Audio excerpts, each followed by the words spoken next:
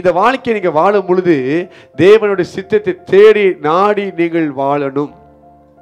live seeking and doing the will of God. இயேசு சொல்றாரு, அவர் பூமிக்கு ஏன் வந்தார்னா பிதாவின் சித்தத்தை செய்யும்படி வந்திருக்கிறாரா.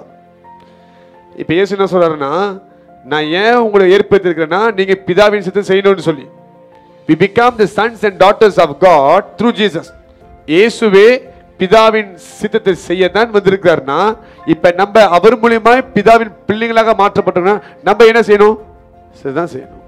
இயேசு மூட்டிருந்தா ஆண்டு சிஸ்ட் செய்வோம் அப்படின்னு கிடையாது. டெய்லி சொல்லுங்க, டெய்லி, எப்போதும் எப்போதும் பிதாவின் சித்தத்தை செய்கிறார். நம்மளும் எப்போதும் பிதாவின் சித்தத்தை செய்யணும். Now what is hidden, what is lost in Christianity is the will of God. எதை நம்ம எழுந்துட்டு உட்கார்ந்துருக்கோம், எதை நம்ம தொலைச்சிட்டு உட்கார்ந்துருக்கோம் இன்னைக்கு கிறிஸ்துவ வாழ்க்கையிலனா தேவனுடைய சித்தம். சொல்ல உங்களுக்கு புரியுதா இல்லையா? many of you has failed in the will of God. நிறைய பேர் தேவனுடைய சித்தத்துல நீங்க ஃபெயில் ஆயிட்டீங்க, அதை இழந்துட்டீங்க, ஏதோ ஒரு இடத்துல ஒரு குறைய வச்சிருக்கிறீங்க. and that's why you are going through what all you are facing today. அதான் சில காரியங்களை சந்திக்கிறீங்க நீங்க. because the will of God was not there. தேவன் சித்தத்துல அங்க உங்களுக்கு நஷ்டம் உண்டாகாது, ஆசீர்வாதம் உண்டாகும்.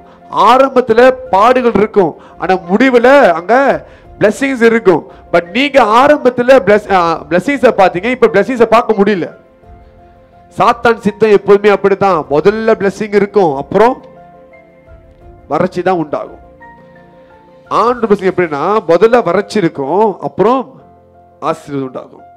So as a Christian it is a must, it is a must to do the will of God. ஆண்டவரே உங்களுடைய சித்தம் என்ன, நான் எங்க தங்கணும், எந்த இடத்துக்கு நான் போய் ஊழியம் செய்யணும், என் கெப்பாசிட்டி என்ன, முடியுமா முடியாது, எல்லாம் நீங்க கேட்கணும். அவர் சித்தம் இல்லாமல் ஒரு கால் எடுத்து முன்னுக்கு வைக்காதீங்க. ஒரு பொருளை வாங்குறதா இருந்தா கூட, ஒரு கடைக்கு போய் சாப்பிட்றத கூட ப்ரே பண்ணிட்டு போங்க. நான் சில இடத்துல சில கடைகளுக்கு போகும் பொழுது பார்ப்பேன், இங்கே சமாதானம் இருக்குதா இல்லையான்ட்டு. இல்லைன்னா போக மாட்டேன், இருந்துச்சுன்னா அப்படி சமாதானம் போய் உட்காந்தேன்னா அங்கே எனக்கு பிரச்சனை ஆயிரும், ஃபுட் பாய்சனிங் ஆயிரும். நான் ரொம்ப பார்ப்பேன், சமாதானம் ரொம்ப முக்கியம் எனக்கு, இல்லைன்னா வேண்டான்னு பார்ப்பேன். ஸோ அந்த மாதிரி சாப்பாடு வாங்குற துணிமணி எல்லாத்தையும் நம்ம பார்த்து பார்த்து தேவன் சித்தமா தேவன் சித்தமா தேடணும். இதுதான் கிறிஸ்துவ வாழ்க்கை. வெறும் வாழ்க்கை துணைக்கும் வேலைக்கு மாத்திரம் இல்லை, நீ உட்கார்ற இடம் நடக்கிற இடம் எல்லாத்துலேயுமே கர்த்தர் இருக்கிறாரா. Life is all about him. இனி வாழ்வது நானே வாழ ஏசுனா வாழ்றான்னு சொல்லி எழுதப்பட்டிருக்குது. நம்ம என்ன பண்ணணும், நம்ம விருப்பத்தின்படி நம்ம வாழ்றோம். டெய்லி தேடணும். ஒரு ஆளை விரும்புறதுக்கு முன்பா கூட போதே நீங்க கேட்கணும் சித்தமான்ட்டு. விரும்பினது அப்புறம் ஆண்டவரே சித்தமானு கேட்டா, are you trying to insult God or what? That will never happen, I'm telling you. Once you are in a relationship, no U-turn. அது ஆண்டவரே உடைச்சதான் உண்டு. ஒரு எக்ஸாம்பிள் கேட்குறேன். வாழ்க்கையை ஆண்டவர்கிட்ட கொடுத்துட்டேன்னு சொல்றீங்க, ஆனா வாழ்க்கையை நடத்துறது ஆண்டவரை நீங்க தான் நடத்திட்டு இருக்கிறீங்க.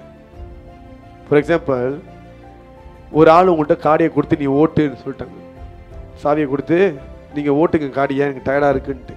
ஆனால் உட்காந்துக்கிட்டு ஏய் பார்த்து பார்த்து கூலி, ஏய் பார்த்து பார்த்து அங்கே லெஃப்ட்டில் காடியை போடுது, அங்கே பொருள் ட்ரெயிலாக ஒன்று வருதுன்னா உங்களுக்கு காடி ஓட்ட பிடிக்குமா? நீங்கள் என்ன பண்ணுவீங்க? இந்தாப்பா சாவி நீயே வச்சுக்கோ, நான் நிமிடம் பிள்ளை படுத்துங்க போயிட்டு. அதுதான் பரிசுத்தரை பண்ணுவார். வாழ்க்கையை கையில் கொடுத்துட்டு நீங்கள் உங்கள் விருப்பத்துக்கு நீ இழுத்தீங்கன்னா எப்படி எப்படி நடத்துவார் யோசிச்சு பாருங்க. அதுதான் அவர் go through பண்றார். when it comes to the will of God, தேவன் சித்தம் அப்படி வரும் பொழுது எது நம்மளுக்கு ரொம்ப பிடிக்குமோ அதை தூக்கி போட சொல்லுவார். இது ஈசாக்கோ அது பலியாக்க சொல்லுவார். அந்த எக்ஸ்டெண்டுக்கு நீங்க வந்துட்டீங்கன்னா நீங்க முதிர்ச்சி ஆயிட்டு இருக்கீங்கன்ற அர்த்தம். by being a believer, ஒரு விசுவாசியா இருந்து நீங்க பரலோகத்துக்கு போக முடியாது, ஆனா தேவனுடைய சித்தத்தை செய்துதான் பரலோகத்துக்கு போக முடியும். ஓகே, வித்தியாசம் இருக்குது. நான் ரட்சிக்கப்பட்டேன், ஞானஸ்நானம் எடுத்துட்டேன், நான் இப்ப ஒரு கிறிஸ்தவன் சொல்றதுனால நீங்க பரலோகம் போக முடியாது. தேவனுடைய சித்தத்தை செய்கிறவன் அதை தேடணும், அது செய்யணும், அது செய்கிறவன் தான் பரலோகத்துக்கு போக முடியுமா? அது செய்யாம பரலோகத்துக்கு இடம் கிடையாது. சில பேர் சொல்லுவாங்க, இல்ல இயேசு வர்றதுக்கு நான் மாறிடுவேன். சப்போஸ் இதுதான் நம்ம கடைசி நாளே வச்சுக்குவோம், எப்ப மாற போறீங்க சொல்லுங்க? How is this is the last day? திருப்பி செத்து போய் மன திரும்ப முடியாது, செத்து போய் தேவன் சித்தத்தை செய்ய முடியாது. ஆமாவா இல்லையா? அப்புறம் இப்ப தீர்மானம் எடுக்கணும், இப்ப மாறணும், இப்பவே தேவன் சித்தத்தை செய்ய நம்ம எழும்பணும். இயேசுவை பாருங்க, மத்தேயு 6:39 பார்த்தீங்கன்னா, மரண நேரம் வந்துருச்சு, பிடிச்சிட்டு போக போறாங்க. அந்த நேரத்துல கூட பிதாவே என்னுடைய சித்தம் அல்ல உம்முடைய சித்தம் நிறைவேறட்டும். The life of Jesus is all about the will of God.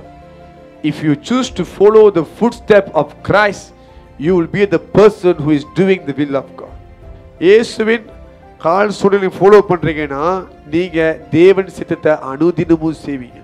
ஏன்னா இயேசு வாழ்நாள் முழுதும் பிதாவின் சித்தத்தை செய்தார். will of God வந்து ஆண்டவர்கிட்ட ஃபோர்ஸ் பண்ண கிடையாது. It's your choice. அதை நீங்க சூஸ் பண்ணா தான் லைஃப். அதை நீங்க சூஸ் பண்ணனா டெத் இஸ் வெயிட்டிங். என்ன செய்யணும்? தேட ஆரம்பிக்கணும்.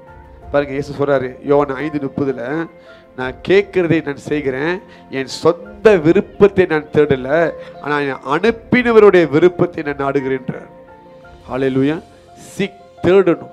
என்ன செஞ்சாலும் ஓகே, ஊழியமா இருக்கட்டும், வாழ்க்கை எல்லாத்திலுமே தேவன் சித்தத்தை செய்யணும். பாருங்க, இயேசு 12 பேரை சூஸ் பண்ணி கூப்பிடுறதுக்கு முன்பாக, அதை ஒருத்தர் யூதாஸ் இருக்கிறான், ஆமாவா இல்லையா? 12 பேரையும் கூப்பிடுறதுக்கு முன்பாக அவர் என்ன பண்றாரு? மலையில போய் ஜெபம் பண்ணி கீழே இறங்குறார். கீழே வந்து அத்தனை அவருக்கு பெரிய கூட்டமே இருந்துச்சு, 30-40 பேர் இருக்காங்க வச்சுக்கோங்க. அதுல 12 பேரை சூஸ் பண்றதுக்கு முன்ன முதலாவது ஜெபம் பண்றாரு. when he become prayerful over that, ஆவியானவர் நடத்துகிறார். இவங்க இத்தனை பேர் சூஸ் பண்ணி இவங்க தான் எல்லாத்தையும் சூஸ் பண்ணி பேரை மாத்தி விடுகிறார். see, Jesus is so concerned. ஏன்னா பிதாவின் சித்தம் இல்லாத எதுவுமே அவர் கூட இருக்க முடியாது. அதை காட்டி கொடுக்கிறவனும் கூட இருக்கிறான், அதையும் கத்திர வச்சிருக்காரு கூட. everything seek the will of God. யார் கூட பழகுறீங்க, யார் கூட பேசுறீங்க, யார் கூட நீங்க ஒரு நெட்வொர்க் ஸ்டார்ட் பண்றீங்க, எல்லாத்துலயுமே தேவன் சித்தத்தை தேடுங்க. when you start praying, தீமையானது வந்தா கூட ஆண்டவர் ஃபில்டர் பண்ணி விட்டுருவார். இப்படி வருது அப்படி விட்டு அப்படி போயிடும், நீங்க சேஃப் ஆயிருவீங்க. சோ வாட், நான் பழகுறேன், எனக்கு தெரியும், ஐ மீன் கண்ட்ரோல், நம்ம strong study. No, we are weak. நம்ம எல்லாம் பலவீனமான பாத்திரங்கள் தான். so we need to be prayerful in everything. என்ன செஞ்சாலும் தேவன் சித்தம் இல்லாமல் நடக்க கூடாது. ஹல்லேலூயா. எப்ப நீங்க உங்களை நீங்க தாழ்த்தி அது கீழ்ப்படுத்தி நீங்க போறீங்களோ, you are a minister of God. என்னுடைய சித்தம் இல்ல அவசியம் செய்யப்படுறேன். நீங்க உலகத்துல சூஸ் பண்ற துறைகள் போல ஊழியம் இல்லை. நான் இதாக போறேன், அதுவாக போறேன், அதெல்லாம் உலகம். இங்க எஜமான் என்ன சொல்றாரோ அதான் நம்ம செய்யணும். ஹல்லேலூயா.